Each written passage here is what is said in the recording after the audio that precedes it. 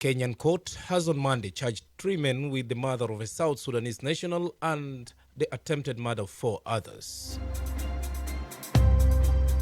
And at least 20 journalists have been killed in Ukraine since the beginning of the Russian invasion on the 24th of February, the National Union of Journalists of Ukraine has reported on its Instagram channel.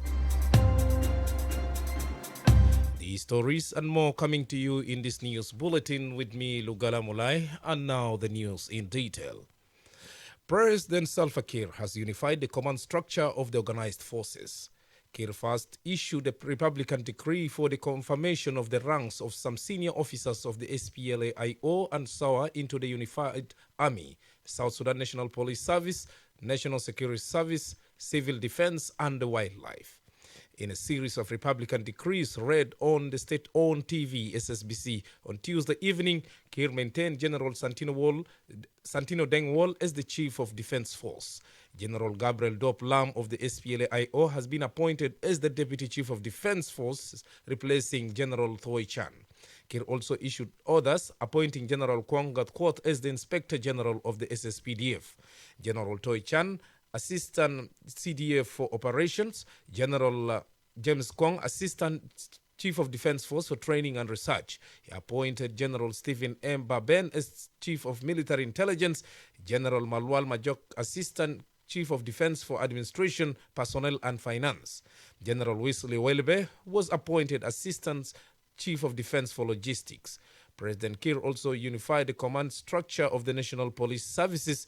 General Benjamin John has been appointed as the Assistant Inspector General for Social Welfare, General James Dope, Assistant Inspector General for Training, among others.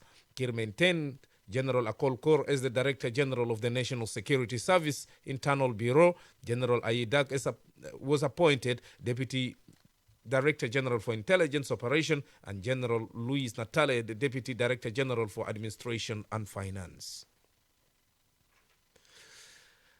The chairperson of National Civil Service Commission has passed on in Kenya after a short illness. David Kwok succumbed to a kidney failure on Sunday in a Nairobi hospital. This is according to the Minister of Labour, James Hoth. He said David died at the age of 90. Late David was referred to Nairobi on Saturday. James Hoth spoke to iRadio yesterday. James Hoth said David Kwok died as the chairman of the Wajikan community, and he is a person who contributed in the liberation of South Sudan since Anyanya 1, and he was holding so many positions in Anyanya 1 and also after the Addis Ababa agreement. His death is a very big loss to us as the Kanyi Nuer and the whole Nuer and the people of South Sudan. He died on Sunday morning, James Hoth said. Prior to the Sudan Civil War in 1983, David Kwok was an Anyanya 1 fighter and later joined the liberation struggle in 1997. David is said to have joined Anyanya 1 in 1960s. He served as the representative of the movement in Congo and Ethiopia.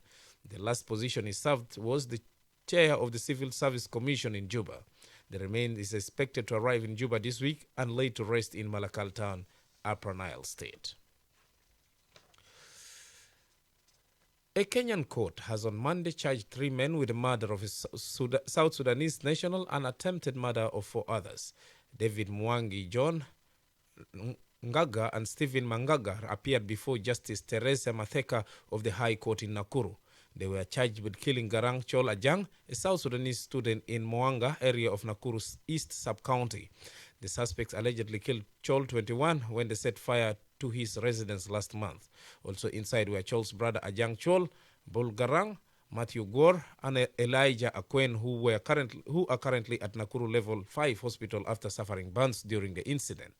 The 3 Kenyans who pleaded not guilty were denied bail and will be remanded in custody. Last month, the South Sudanese ambassador to Kenya called for a speedy investigation to hold those responsible for the killing to account. You are listening to iRadio News. Now to stories from the region and the international scene, brought to you by MTN. 1, 2, 3. 1 million. million. Yes. It's time to celebrate. MTN 2 million. MTN has reached over 2 million customers and still counting. Are you? With over 2 million subscribers, why won't you trust MTN? To enter the draw, get an MTN SIM card today and get free 10 minutes every day for 3 months and 500 MB every month for 3 months. And on top of that, qualify to enter a draw to win 2 million SSP cash. Sabi, what are you waiting for? Buy an MTN SIM card today and get to win 2 million SSP. Yes, when MTN says 2 million SSP, it's 2 million for one lucky Junubin. Second winner gets 200,000 SSP, 10 winners get 20,000 SSP, and others get lots of MTN branded prizes. Join MTN, the biggest family in South Sudan, and enjoy such amazing offers. MTN, everywhere you go. At least 45 people in South Africa have been killed in floods caused by days of heavy rain, the authorities say. It happened in the coastal province of KwaZulu-Natal, where many people are still missing and emergency services are searching for survivors.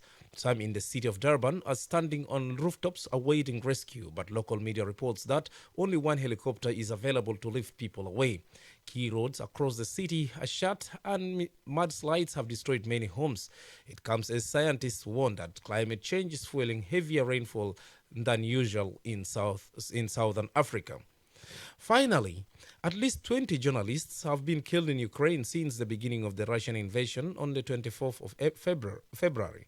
The National Union of Journalists of Ukraine has reported on its Instagram and Telegram channels. It published a list of their names and said these were only deaths confirmed by the Prosecutor General's office. Some of them were foreigners, the union added. The White House has sent out a transcript of Joe Biden's follow-up remarks about his earlier comments on genocide. At an event in Menlo, Iowa, the U.S. president suggested Putin was carrying out genocide against Ukraine. Biden was asked about this comment shortly afterwards as he boarded Air Force One for takeoff from Des Moines International Airport. Here's what he said. Yes, I called it genocide. It has become clearer and clearer that Putin is just trying to wipe out the idea of even being able to be a Ukrainian. You are listening to iRadio News, and to end this bulletin, here are the headlines once again.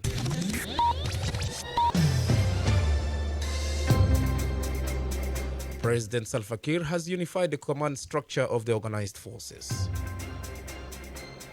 A Kenyan court has on Monday charged 3 men with the murder of a South Sudanese national and the attempted murder of 4 others.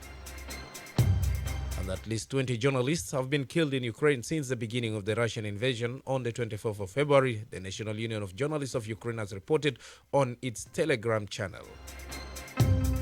That is the end of iRadio Morning News. If there's a story or an event you'd like iRadio to cover or report about, please send us a text message on +211 912 986 986. It's also our WhatsApp number. Follow us on Twitter at iRadio Juba. Like our Facebook page, iRadio. You can also visit our website and listen to us online at www.iradio.org. Stay tuned for the news in Arabic at the top of the hour. I had been Lugala Mulai. Thanks for listening.